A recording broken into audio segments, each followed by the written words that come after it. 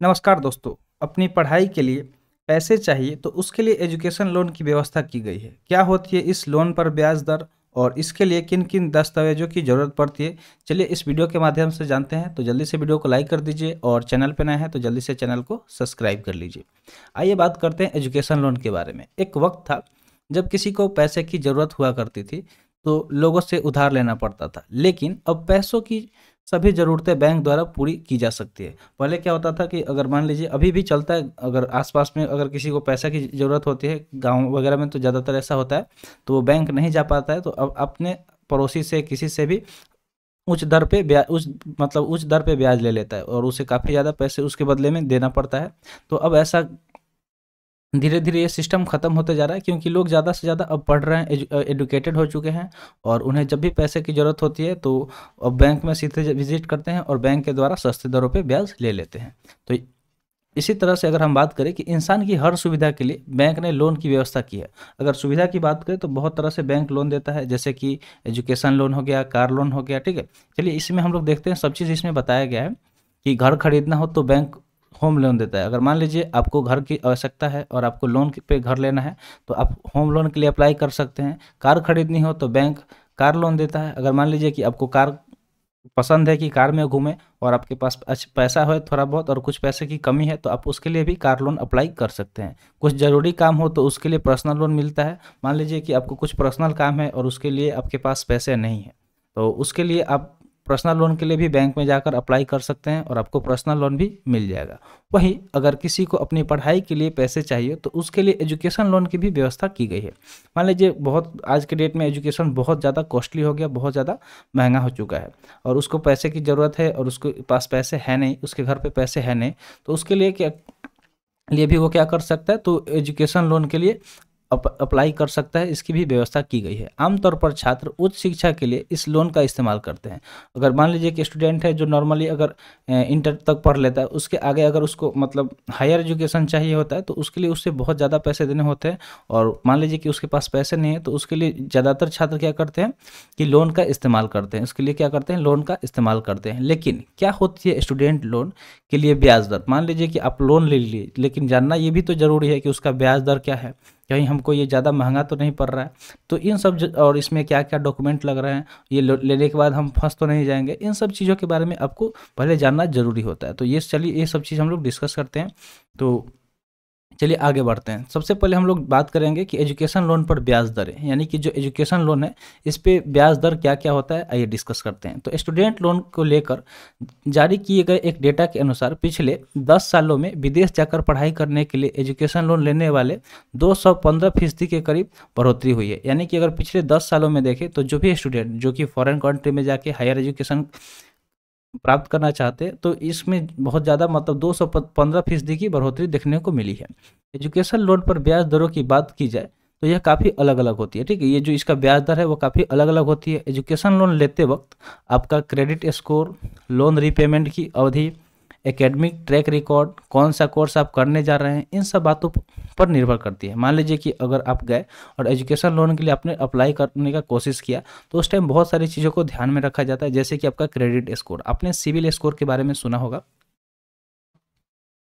उसको ही credit score बोलते हैं, तो उसको भी देखा जाता है। उसके अलावा मान लीजिए कि आपने कोई लोन लिया है, आजकल फ़ोन बहुत सारी चीज़ें लोन पे मिल रही है, जैसे कि आपको सेल फ़ोन भी लेना है, मोबाइल स्मार्टफ़ोन, तो वो भी आप लोन पे ले सकते हैं। तो कोई भी चीज़ अगर आप पहले से लिए हुए हैं और उसको सही टाइम पे दिए हुए हैं, तो वो भी चेक होगा।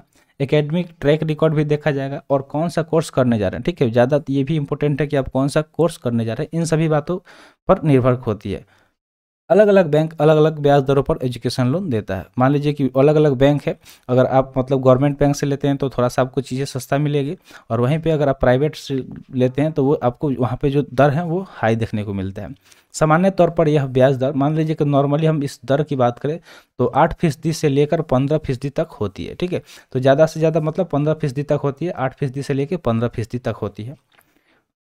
कुछ बड़े बैंकों की बात की जाए तो इसमें SBI 8.15% से लेकर 11.15% पर लोन दे रही है। अगर SBI की बात करें यानी कि स्टेट बैंक ऑफ इंडिया, तो ये 8.15% से लेकर 11.15% तक लोन देती है, जो कि मतलब नॉर्मली देखा जाए, जो कि अगर हम अपने आसपास में किसी से लेते हैं तो उससे ये काफ़ी ज़्यादा सस्ता है। और इससे देखिए, अगर आप बैंक से लोन लेते हैं तो इससे बेनिफिट ये है कि फ्यूचर में आपको और भी ज़्यादा इससे बेनिफिट होगा जब आप सही टाइम से इसका रिपेमेंट करेंगे। तो वहीं अगर हम ICICI बैंक की बात करें तो उसका ब्याज दर 9.50% है। ठीक है, ICICI बैंक का भी जो रेट ऑफ इंटरेस्ट है वो काफ़ी अच्छा आपको देखने को मिल रहा है। और इसके अलावा एक्सिस बैंक की बात करें तो इसका रेट ऑफ इंटरेस्ट कितना है, तो 13.70% से 15.20% तक है। ठीक है, यानी कि 13 से लेकर 15 के बीच 15 तक इसकी ब्याज दरें हैं। भारत में पढ़ने के लिए सामान्य कोर्स के लिए 4 लाख तक का लोन अप्लाई किया जा सकता है। मान लीजिए कि अगर आपको पढ़ाई करना है तो मैक्सिमम आप 4 लाख तक का लोन के लिए अप्लाई कर सकते हैं। ठीक है, भारत में ये प्रावधान है कि आप मतलब 4 लाख रुपए तक लोन प्राप्त कर सकते हैं। तो वही अधिकतम 20 लाख तक का लोन लिया जा सकता है। अगर आपको दूसरे देश में जाके पढ़ना है, अगर सिर्फ भारत में आप पढ़ना चाहते हैं तो आपको स्टूडेंट लोन के तौर पर 4 लाख रुपये गवर्नमेंट प्रोवाइड करती है।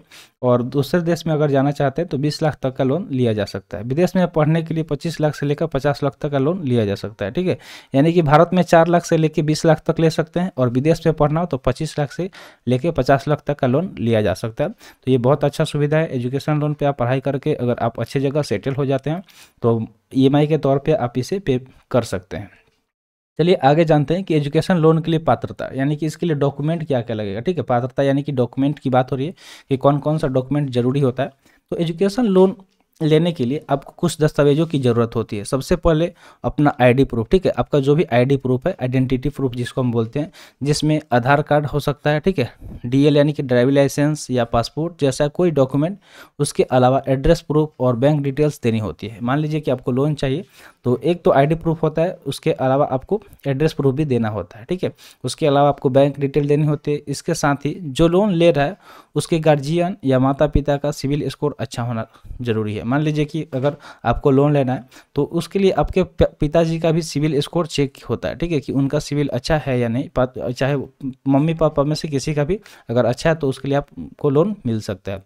जिस इंस्टीट्यूट में एडमिशन लिया है उसका एडमिशन का सर्टिफिकेट भी दिखाना होता है। मान लीजिए एजुकेशन लोन के लिए ले रहे हैं तो सबसे पहले तो यही चीज़ ज़रूरी है ना कि आप जहाँ पे एडमिशन लिए हैं उसका डॉक्यूमेंट आपको दिखाना होगा कि हाँ हमने यहाँ पे एडमिशन लिया है। तो उसके लिए आपको एडमिशन का सर्टिफिकेट लेकर दिखाना पड़ता है।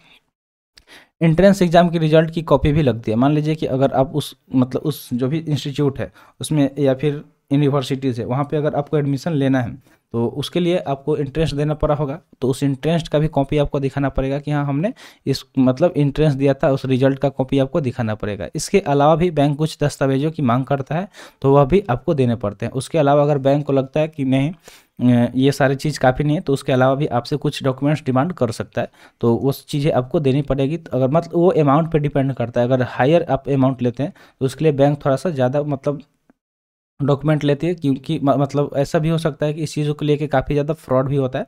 तो फ्रॉड से बचने के लिए बैंक अवेयर है और उस चीज़ को अच्छे से चेक करती है और भी डॉक्यूमेंट लेके तब जाके आपको लोन प्रोवाइड करती है। तो उम्मीद करते हैं स्टूडेंट लोन के बारे में आपको सारी चीज़ें पता चल गई होगी। तो आज के लिए इतना ही। आज का वीडियो यहीं पर समाप्त हुआ। वीडियो कैसा लगा कमेंट सेक्शन में ज़रूर बताइएगा। तो मिलते हैं फिर अगले वीडियो में। Thanks for watching. जय हिंद।